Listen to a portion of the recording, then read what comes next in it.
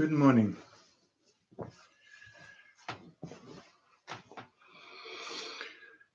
I'm going to continue with Trucktung's book, Bright Virtue, a study of original innocence. And it's the second part of the book.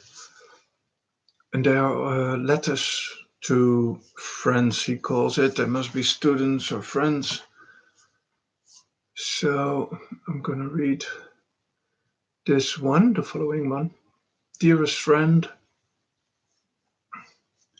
you ask how to reconcile the demands of the path and the constraints of vows with Dzogchen's call for spontaneity.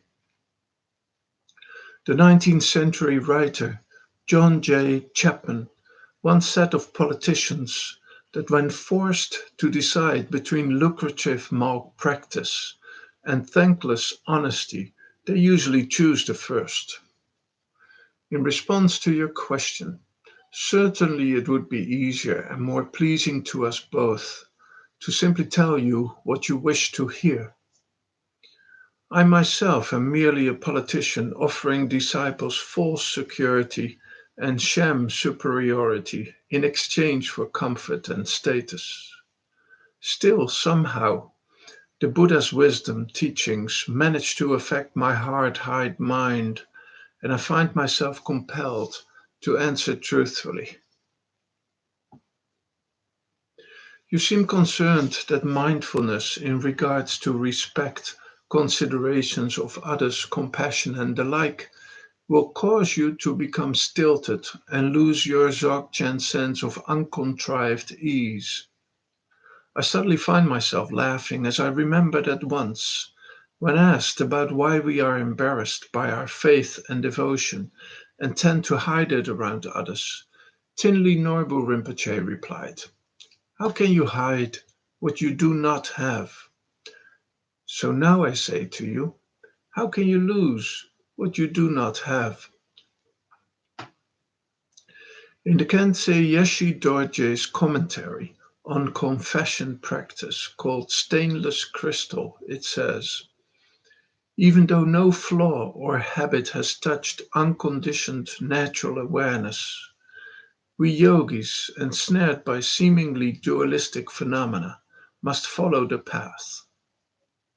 Until such time as mental fabrication's very last restrictive habit is severed, we must practice to purify samsara's temporary ignorance, its insistence that spiritual results can be had with little or no effort. You are confusing spontaneity with the comfort of indulging our personality-driven habits, whose function it is to maintain the separative sense of self. To follow in the groove of repetitive patterns, take little effort, should not be confused with the uncontrived spontaneity of authentic Dzogpa Chenpo. This style of relaxed spontaneity is like teenagers who enjoy playing at being grown up so long as their parents pay for the bills.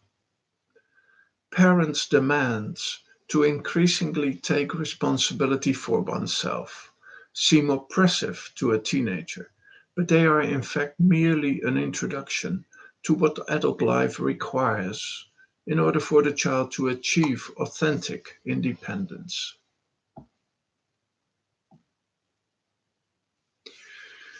If we have a habit and we simply indulge this habit, this feels natural. The force of our habit spontaneously flows from the interaction of afflictive mind stirring the all-ground consciousness. If we blindly follow these habits, we will not feel contrived or stilted, but we will also never escape suffering. Why is this? Our lives, with their birth, sickness, old age, and death, are none other than this repetitive process whose name is samsara, unless we discover freedom through disciplined practice. To relax into samsara's habit Samsara's self-elaborating display, always tinged by suffering, is not the practice of a Dzogchen. In White Sail's chapter, Cleaning Deviations, Tinli Norbu Rinpoche writes, the teachings of Buddhism reveal that mind is the basis of the infinite variations of phenomena, encouraging us to influence our own phenomena so that we can try to create positive energy through positive intention in order to go beyond our habits and recognize natural awareness. We practice so that non-virtue habit becomes virtue habit in order to go beyond all habit. What you're complaining about is the work necessary to counteract non-virtue habit. In other words, you're saying that the accumulation of merit is tedious and you would prefer to simply call non-virtue Dzogchen spontaneity. Yeah. In fresh, natural minds, stainless open space, not only do habits not exist, but even the essence of mind cannot be said to exist. It is only in this context of primordial purity, spontaneous presencing, outside the stain of habit, that we can speak of true, uncontrived spontaneity. What is called uncontrived from the point of view of samsara is merely followed after samsara's temporary habit patterns without mindfulness. I read that sentence again. What is called uncontrived from the point of view of samsara is merely following after samsara's temporary habit patterns without mindfulness. Ah, this is like a moth out of its natural, spontaneous love of light flying into a candle flame. Where no effort at mindfulness is made, habit's unrelenting flow is felt to be spontaneous. Because you have become accustomed to your habits, they feel natural. Because you don't have to be mindful in order to follow habit's dictates, you call such behavior uncontrived. Because it seems spontaneous and uncontrived, you think it is the great ease of Dzogchen. Resting in samsara's variegated habit patterning, you attempt to cover over shabby behavior arisen from habit behind the word spontaneous or uncontrived. Nestling in shit is the spontaneous behavior of dung beetles in accord with uncontrived dung-loving habit. Wallowing in filth is the spontaneous behavior of pigs in accord with uncontrived inability to sweat their habit. Miserliness is the spontaneous behavior of rich people in accord with uncontrived impermanence's anxiety habit.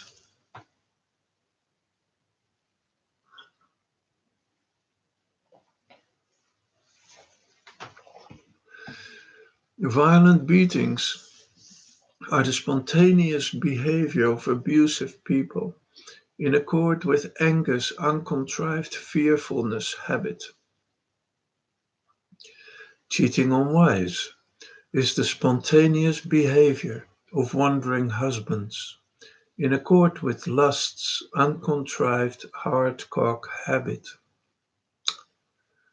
Yelling and screaming is the spontaneous behavior of wives in accord with jealousy's uncontrived territoriality habit.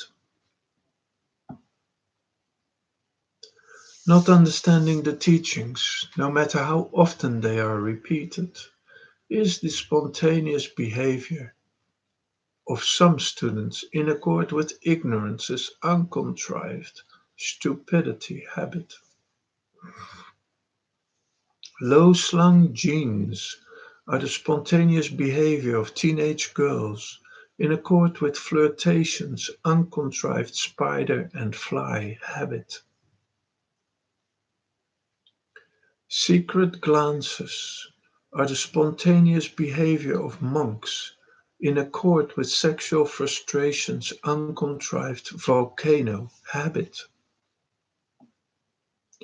Shamelessness is the spontaneous behavior of some tantrikas in accord with debauchery's uncontrived promiscuity habit.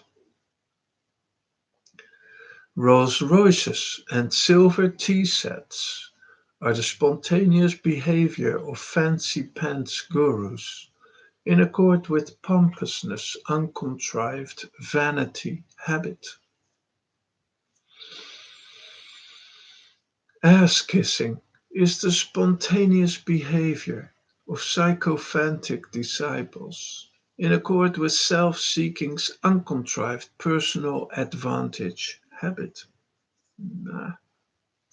Lack of respect is the spontaneous behavior of pseudo-Dzogchenpas in accord with arrogance's uncontrived overbearing pride habit. I guess he's trying to make his point, isn't he?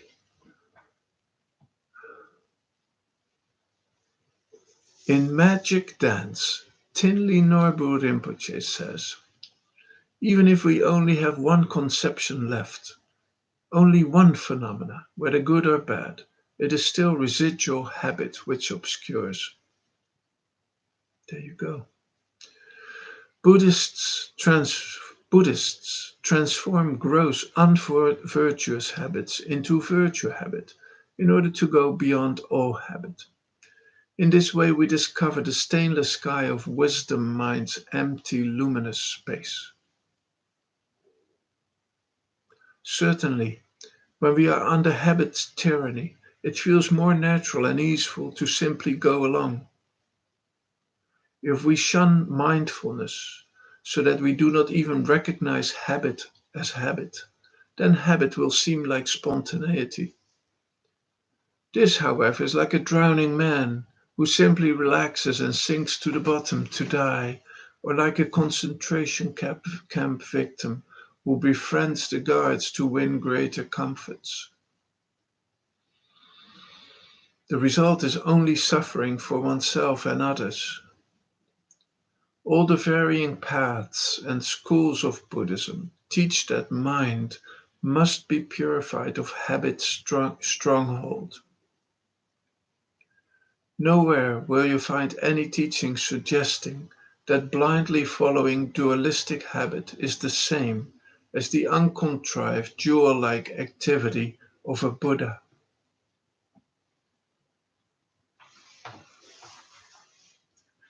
Changing habit is always uncomfortable because habit is momentum. Ego is not a thing, it's an activity. Ego is the vectoral momentum of habit. A vector is any quantity such as force, velocity, or acceleration, which has both magnitude and direction.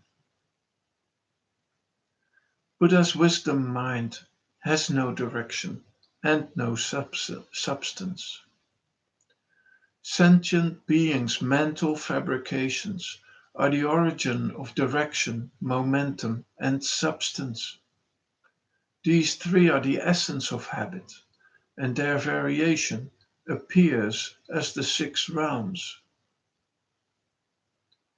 A vector can be symbolized by an arrow pointing in the direction of its movement. The arrow of mental fabrication's habit points towards frustration and suffering.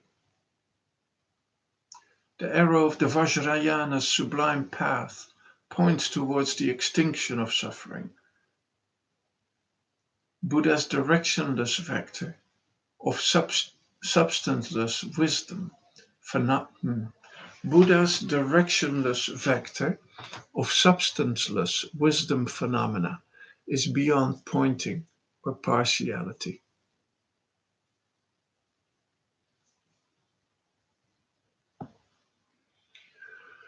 Because for lifetimes we are already moving in the direction of samsara's arrow. The momentum makes it difficult to stop. We must make an effort to be mindful and transform samsara's suffering habits into Buddha's stainless compassion. If we are traveling fast in a car and we put on the brakes suddenly, we might hear screeching and smell smoke from the tires. In the same way, when we try to stop gross habits which bring ourselves and others suffering, we will feel a dynamic tension from opposing forces. In Sanskrit, this is called tapas, the heat generated by friction between our intention towards virtue and the habit of non virtue. This feeling is what you are calling contrived. The fact that it feels stilted or contrived is merely evidence that you are, as yet, unable to practice the relaxed, effortless method of Dzogchen. Dzogchen is not effortless because it simply ignores the problem of delusion's habit. In all vehicles of the Buddha's teaching, from the Shravaka to Dzogpa Chenpo, the problem of samsaric habit is addressed through the varying methods of renunciation, transformation, and self-liberation. Dzogchen's self-liberation is not to simply give in to ego's demands and indulge in every habit without mindfulness. It is, rather, the perfection of mindfulness as wisdom, the practice of never straying into habit at all. Your question reveals that this distinction between delusion and wisdom is not yet clear to you, so please do not destroy further chance of learning by indulging in pseudo-intellectual Dzogchen word games.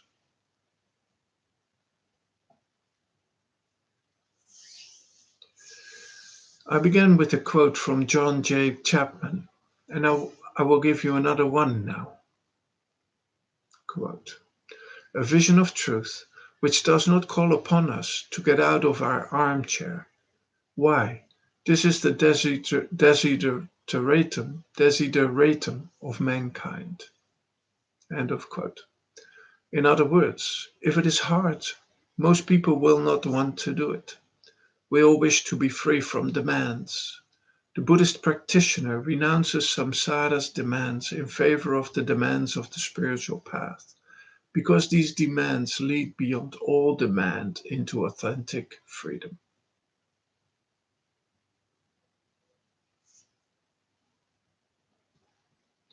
Learning to drive a car feels very unnatural and contrived at first. There are so many things to remember, and we're not born with clutch, gas, and gear shift habit. After some time, we develop clutch, gas, and gear shift habit, and driving not only feels uncontrived but also offers us great freedom. Transforming non-virtue into virtue is much the same. The accumulation of merit brings us great freedom and joy. What in the beginning seems stilted, in the end is discovered to be natural happiness. The yogi wishes to escape samsara's oppressive environment, to drive as swiftly as possible to naturally arisen wisdom, playgrounds to play with sublime playmates. I'll read that sentence again. The yogi wishes to escape samsara's oppressive environment, to drive as swiftly as possible to naturally arisen wisdom playgrounds, to play with sublime playmates. So please do not take this matter lightly and call following after samsaric habits uncontrived activity. Often, what is sweet in the beginning is bitter in the end, and what is bitter in the beginning is sweet in the end. Following after samsara's habit tastes sweet in the beginning, but samsara's suffering is a bitter pill in the end. The path of wisdom's irritating argument with samsara may taste a little bitter in the beginning, feel a little stilted, but its deathless celestial pure land is sweet in the end. Perhaps this path is harder than learning to drive a car, but the palace of uncontrived wisdom luminosity is significantly superior to the mall. Norbu Rinpoche has said it very nicely in White Sail's chapter on cleaning deviations. Whether one wants to make one's own phenomena into dualistic habits or the enlightened appearance of wisdom deities is not decided outwardly. It is one's own choice. Good luck with love. Traktum.